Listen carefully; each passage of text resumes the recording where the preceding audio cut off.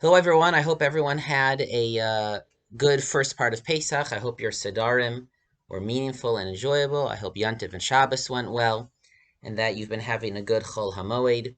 And we look forward to just later this evening accepting the last days and the conclusion of Pesach. On the seventh day of Pesach, the reading of the Torah, for we would all be in Shul, is of course Kriyas Yamsuf, the splitting of the Red Sea, which occurred 7 days after the Jewish people left Egypt itself. But it is interesting that although that is the main event of the reading of the seventh day of Pesach, the laning actually continues and includes a very small incident, at least in terms of number of verses, immediately following the splitting of the Red Sea. The Torah describes that after Kriyas Yamsuf, the Jewish people left and they traveled Vayelchu Shloshes Yamim Bamidbar, 3 days into the wilderness, V'lo Matzu Mayim, continuing the water theme, and they did not find water to drink. Vayavo Marasa, but they came to Mara, which means bitter. V'lo Yachlu Lishtos Mayim Mimara, but they found water there, but they could not drink it, Kimarim, for it was bitter, it was salt water. Vayilonu Ha'am Al Moshe Lemor Manishta, so the people complained to Moshe, what are we going to drink? We can't survive. Vayitzak El Hashem, and so he cried out to Hashem, he davened. And Hashem instructed him, Vayorehu Hashem Eitz, Vayashleich El Hamayim, Vayimteku Hamayim.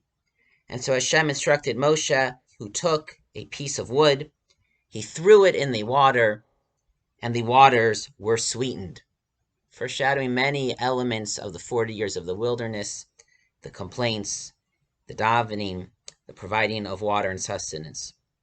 And the Torah describes, Sham Sam Lo Chok Mishpat V'Sham Nisa, and it was there that God gave statutes and laws and tested the Jewish people. Vayomer and Hashem said, or Moshe in God's name, Im Shemoah Tishma L'Kol Hashem Elokecha, if you will hearken, if you will listen to the voice of God, V'Hayashar Beinav Taseh, and do what is straight and upright in his eyes, V'Hazanta L'Mitzvosav V'Shemarta Kol Chukav, and you will listen to his mitzvos, guard his precepts, Kol Hamachala Asher Samti B'Mitzrayim, all of the disease, all of the plagues, all of the illness that I brought upon Egypt, Lo Asim Alecha, I will not bring upon you. Ki Ani Hashem Rofecha, for I am the Lord, your healer, your Rofei. That is the conclusion of the laning tomorrow, quite appropriate for now. One of the purposes of this small passage was to teach the Jewish people at that time, and us as well, that although until that time they only knew of God, of this great, powerful, vengeful God, who destroyed his enemies, who extracted justice, who fought and destroyed evil, who decimated the Egyptian army at the sea. That was the only way they knew God, and perhaps the Jewish people were worried that was the only way that God would interact with the world, the only way he would reveal himself. That he would be one who destroys evil, who extracts justice. And it was in this incident that Hashem began to teach the Jewish people that that is not the only thing that God does in this world. That is not the only way that he reveals himself. And Ish Melchama, the Lord, the Master of War, will not be his only name. For Hashem also sweetens the bitter, provides water, life, sustenance. Ani Hashem Rofecha, and he will be known as the Lord, your healer. And this was meant to reassure the Jewish people, to explain to them another aspect of divine providence, of how Hashem reveals himself in this world. He would not only be the punisher, the destroyer, the fighter of evil, he would be the kind and merciful and life giver. But Hashem reassured the Jewish people in another way. Hashem tells Moshe, throw an eitz into the water to make them sweet, to make them potable, to give life to the people. What is this eitz? Not surprisingly, the Medrash says this eitz is symbolically, the eitz hachaim, the tree of life. Eitz chaim hi l'machazikim ba, the Torah. It is here that Hashem begins to give the Jewish people the Torah. As the pasuk says, Sham sam lo chok u'mishpat. It was here that God gave them statutes and laws. The Jewish people knew that God is this vengeful God who fights evil, who punishes those who do wrong in his eyes. They accepted that. They believed that. And so they didn't want to be like the Egyptians. They wanted to make God happy. They wanted him to love them. They wanted to know what to do so that they would not be punished. But they didn't know what that was. They knew God had taken them. God had chosen them. But for what? What were they supposed to do? How could they make sure that God wouldn't destroy them as well? And so in this moment of reassuring the Jewish people, of trying to make them feel safe, he also begins to teach them the Torah. It is the beginning of the giving of the mitzvahs, and he tells them, and Jewish people, don't worry.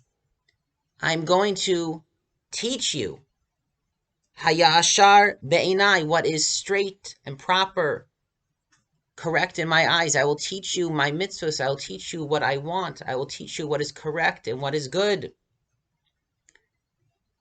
You will not be unsure. You will not be worried of, am I doing the right thing or what am I supposed to do? I will teach you the way to live your lives in accordance with my will.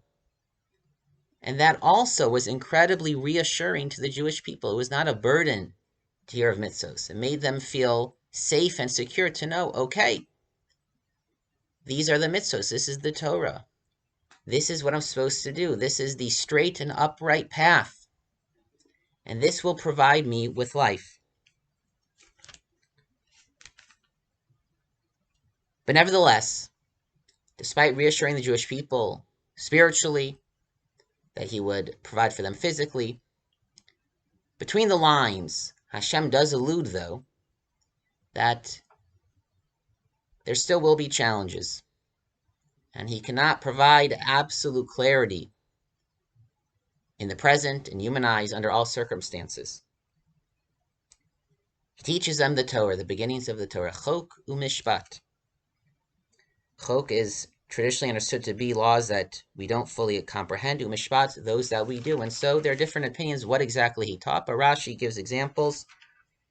And Rashi says it was here that the Jewish people learned the beginnings of Shabbos, dinim, basic monetary, social, societal, interpersonal laws, which are understandable and bring peace and harmony, security, order. But the chok was the para aduma, the red heifer, the part of the Torah that represents that what we cannot fully understand, that questions will remain, that there will be a path, but one that we cannot fully see down the road or understand where exactly we are going. And indeed, even in the psukim themselves, returning to the words themselves, there is something that God is hinting to here, that the Medrash picks up on. The pasuk says, Kol hamachala asher samti Mitzrayim lo asim alecha. And all of the plagues and all of the illness and all of the suffering that I placed on Egypt, I will not place upon you, I will not inflict upon you. Ki ani Hashem rofecha, for I am the Lord, your healer, who heals, who cures, who makes better those that are sick, weak, or ill. And so the Medrash asks, I will not place these illnesses, these plagues upon you.